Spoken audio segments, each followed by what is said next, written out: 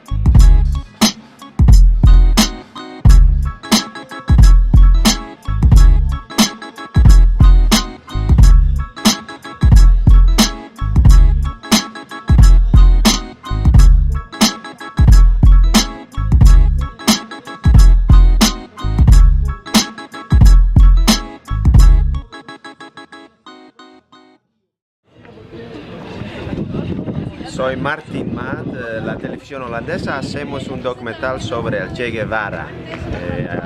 Porque Che Guevara me interesa y la lucha de los mapuches es que a mí me parece es una lucha que es muy similar, ¿no? Che Guevara era un revolucionario para algunos y para otros era un terrorista, ¿no? Básicamente es muy parecido a lo que sucede con la comunidad mapuche aquí, ¿no? Que los huincas o muchos medios los acusan de ser terroristas cuando en realidad están defendiendo su territorio.